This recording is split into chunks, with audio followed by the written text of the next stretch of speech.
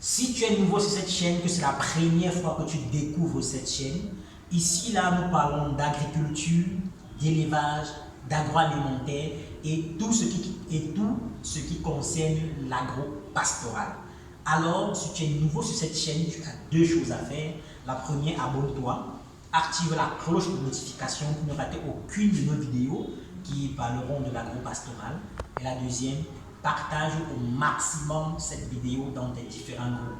Mais c'est que tu es un habitué de la chaîne, que tu es déjà abonné, je te supplie de partager cette vidéo au maximum.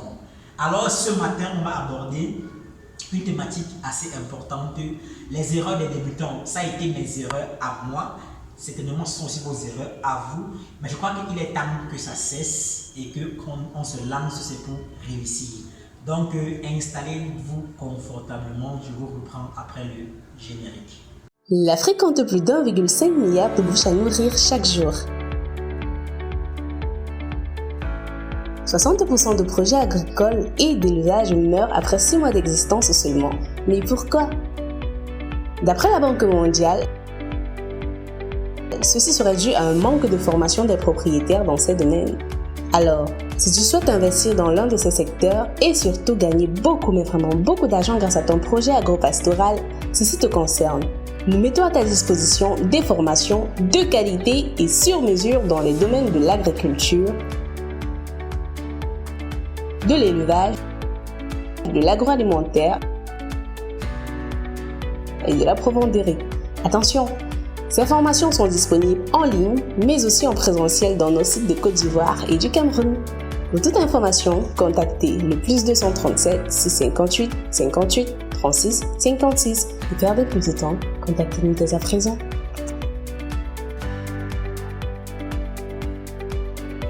Une fois de plus, soyez les bienvenus. Je vous déroule le tapis rouge pour vous parler de quelques erreurs que beaucoup de débutants font dans l'entrepreneuriat agricole. Alors, la liste que je vais vous donner tout à l'heure, ce n'est pas une liste exhaustive, c'est juste quelques éléments sur lesquels on va s'attarder, mais certainement on reviendra dans une autre vidéo pour davantage donner d'autres éléments avec d'autres solutions, comment pallier si vous rencontrez ces problèmes-là. Mais ce matin, je crois qu'on va s'attarder sur entre 3 et 4 éléments selon l'inspiration qu'on aura ce matin et selon aussi le temps, parce qu'il faut dire le temps c'est de l'argent. Ok, installez-vous confortablement, nous commençons tout de suite. Le premier élément que beaucoup commettent dans l'agro-pastoral, c'est de vouloir avoir tout avant de se lancer. Ça, c'est une erreur fatale. Oui, très fatale. Moi-même, elle m'a coûté très cher. Pour ceux qui veulent savoir mon histoire, c'est vrai qu'il y a beaucoup qui m'ont déjà demandé, Fabrice, comment tu as commencé? Parle-nous de tes débuts, parle-nous de où tu es maintenant, de tout. Ça viendra, mais ce n'est pas pour le moment. Je vais dire, vouloir avoir tout avant de se lancer, mes gars, vous vous tirez une balle dans le pied. En fait, je regardais encore un documentaire sur National Geographic où on parlait de l'entreprise KFC. Je crois que vous pouvez connaître KFC. On montrait comment est-ce qu'ils ont commencé. Aujourd'hui, ils sont leaders dans les meubles et dans l'agroalimentaire, leader mondial. Ils ont commencé dans un garage. Je crois que c'était 2 frères qui ont commencé dans un garage à l'époque. Ils n'avaient pas de capital, ils n'avaient pas de moyens. Et sur la chaîne appelée Toute l'histoire, je regardais les débuts de Coca-Cola, comment Coca-Cola est né et comment jusqu'aujourd'hui la même famille garde le secret de génération en génération. Raison pour laquelle, vraiment c'est sans publicité, je ne veux pas vraiment qu'on entre dans cette polémique-là. Regardez un peu, buvez le Coca-Cola, buvez les American Cola, buvez les Pepsi et les autres. Vous allez voir qu'il y a une différence dans le goût. Donc en fait, dans le documentaire, le présentateur nous disait que c'est un secret tellement gardé depuis des centaines d'années. Donc, quand il a mis la formule sur pied, ses enfants arrivent petits. Donc, la formule est gardée. Et aujourd'hui, le monsieur qui a la formule, c'est un papa de 70 ans. C'est-à-dire, quand on fait les vins dans les cuves là, Il entre, il porte sa blouse. On ne sait même pas ce qu'il a dans sa blouse, c'est seulement son petit secret. Il entre, il met le cube magique dans les cuves. Il sort, il part. Et quand la boisson reste se fermenter, bien gazeuse, on vous envoie ça sur le marché. Et j'ai été assez marqué en fait. Parce que pour ma part, je crois que quand vous prenez vos efforts pour mettre un business sur pied, il est clair de le pérenniser. Il y a des grandes entreprises ici au Cameroun, chez nous, que je ne vais pas citer. Après la mort du papa, l'entreprise a chuté. Il y a une grande institut ici au Cameroun, particulièrement à Yaoundé, dont je passe le nom. Quand le papa est mort, l'institut a chuté pour les 3 années précédentes. Je crois que c'est cette année-ci qu'ils sont en train de vouloir un peu se relever.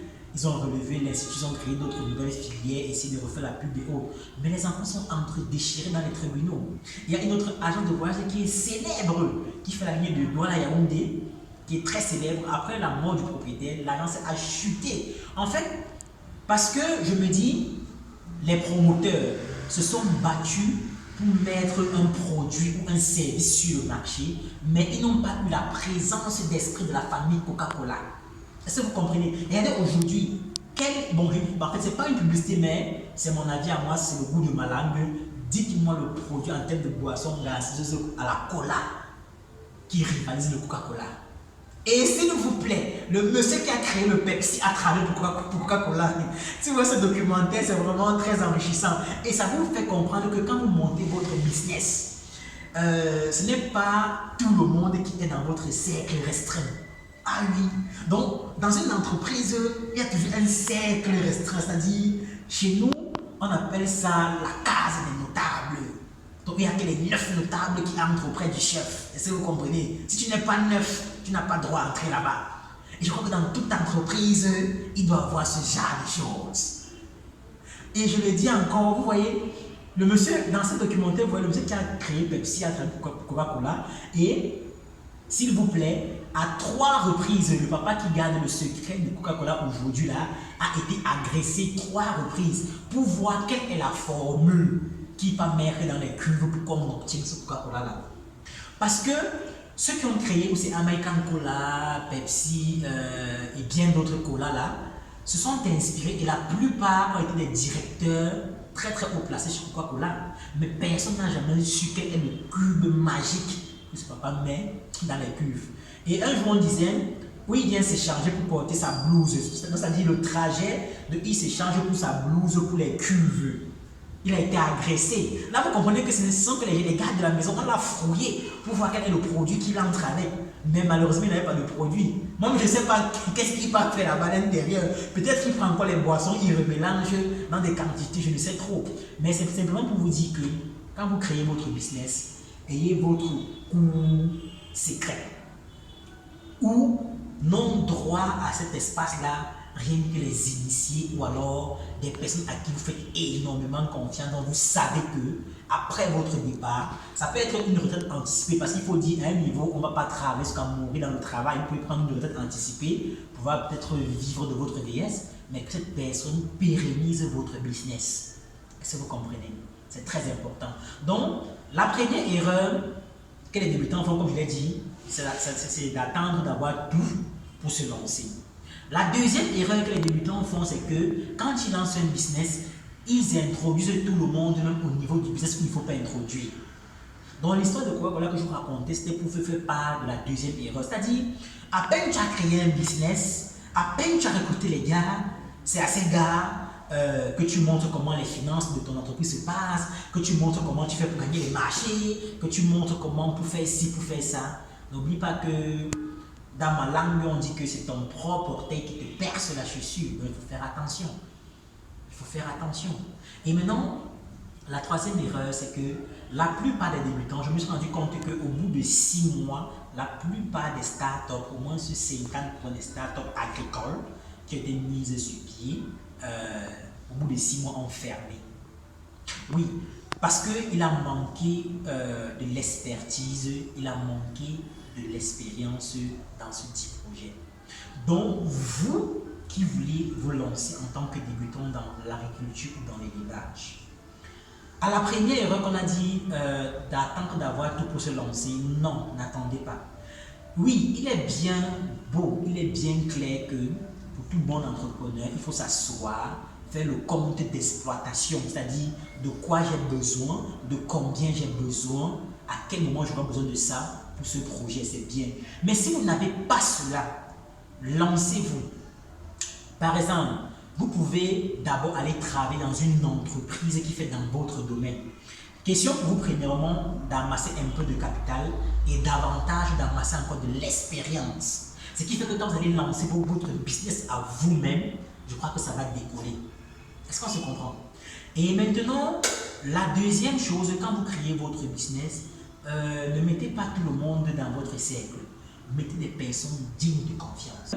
Si vous avez vos employés et que vous voulez savoir avec qui, ou alors à qui confier votre sac, comme on dit souvent, on peut vous accorder ce coaching-là, on peut vous accorder ce mentoring, vous aider à éprouver vos employés pour voir avec qui, au moins à 90%, on peut traiter. Parce qu'il faut dire, l'être humain est divers et ondoyable. Il n'y a que Dieu seul qui connaît véritablement le cœur de l'être humain. Mais sur la base de certaines actions, sur la base de certains actes, on peut faire confiance à quelqu'un à 90 voire 95%. Et les autres, les 10%, on remet à l'éternel pour ceux qui croient en Dieu. Ok, donc voilà les quelques 3 éléments que j'ai abordés avec vous ce matin. Mais je vous l'ai dit, c'est pas, la liste n'est pas exhaustive. Je vais revenir peut-être certainement dans certaines vidéos pour davantage vous parler de d'autres éléments. Donc si on veut récapituler, on s'est dit d'entrée de jeu, n'attendez pas à avoir tout pour vouloir commencer. Je vous ai dit, KFC, ils ont commencé dans un garage et ils ne sont pas les seuls. Il y a l'autre Alibaba qui a commencé à livrer avec un vélo. Vous croyez? Donc ils sont tellement nombreux. Donc je ne vais pas revenir dessus. Et quand vous n'avez pas les moyens, prenez la peine de travailler dans une entreprise qui fait dans votre domaine, le temps pour vous d'amasser de l'argent et de l'expérience, c'est bien pour vous. Et deuxièmement, quand vous créez votre entreprise, ce n'est pas tout le monde qui est dans votre cercle restreint. Prenez la peine d'éprouver votre personnel pour savoir à qui vous pouvez faire confiance au minimum à 85-90%, voire 95% comme on l'a dit. Et troisièmement, on l'a dit, en tant que débutant, prenez la peine de pouvoir pérenniser votre business. Au bout de 6 mois, ne fermez pas comme beaucoup des autres startups que j'ai vu fermer au bout de 6 mois. Donc, travaillez sur la stratégie de comment pérenniser votre business. C'est important. Parce que sachez que le plus important, ce n'est pas d'être leader dans un domaine. Mais le plus important, c'est de demeurer leader. Donc, c'est-à-dire, tous ceux qui viennent là, on vous bouge, vous êtes là. Parce que c'est vrai, il est difficile d'arriver au sommet. Donc, c'est-à-dire, il est difficile que votre entreprise fasse un chiffre d'affaires même de 10 millions par mois. Mais il est très facile que l'année prochaine, vous ne fassiez même pas 1 million de chiffre d'affaires là. Est-ce que vous comprenez? Donc, le plus difficile, c'est de se maintenir au sommet. C'est-à-dire, si je fais les 5 millions de chiffre d'affaires là, c'est de maintenir ces 5 millions chaque an. Et si possible, aller au-delà. Pas aller de façon descendante. Est-ce qu'on se comprend? Donc, c'est très important. Ok, merci d'avoir regardé cette vidéo jusqu'à la fin. N'oubliez pas de vous abonner si ce n'est pas encore fait. N'oubliez pas d'activer la cloche de notification, partager au maximum cette vidéo. Et surtout, on reste scotché, le meilleur reste à venir. Stay tuned. Ciao, à la prochaine.